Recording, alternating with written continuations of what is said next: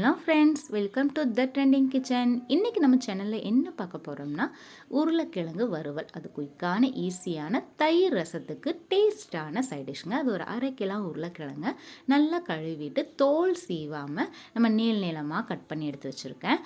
தேவையான அளவு மிளகு பொடி, கொஞ்சம் கரம் மசாலா, கொஞ்சமாக சோம்பு பொடி, கொஞ்சமாக மல்லிப்பொடி, அப்புறம் ஜீரகப்பொடி, அதுக்கப்புறமா இஞ்சி பூண்டு பேஸ்ட்டு, உப்பு, கொஞ்சம் கருவேப்பிலை.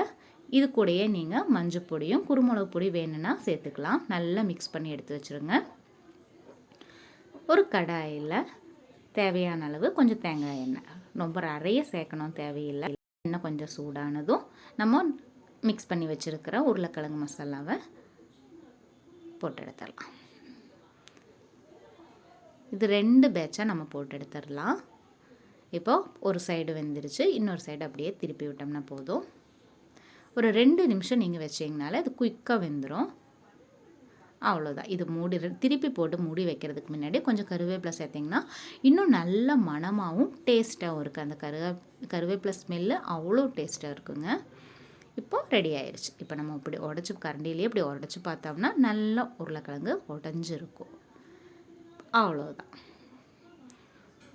இன்னொரு 2 நிமிஷம் நல்லா கிறிஸ்பியாக வேணும்னா இன்னொரு 2 நிமிஷம் கூட நீங்கள் விட்டிங்கன்னா இன்னும் நல்லா கிறிஸ்பியாக அந்த குழந்தைகளுக்கு ரொம்ப பிடிக்கும். இப்போ மீதியம் இருக்கிற உருளைக்கிழங்கையும் நம்ம சேர்த்துக்கலாம்.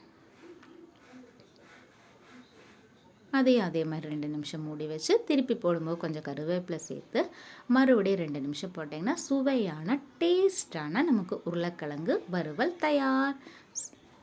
சேனல் பிடிச்சிருந்ததுன்னா லைக் பண்ணுங்கள், ஷேர் பண்ணுங்கள், சப்ஸ்கிரைப் பண்ணுங்கள். தேங்க்யூ.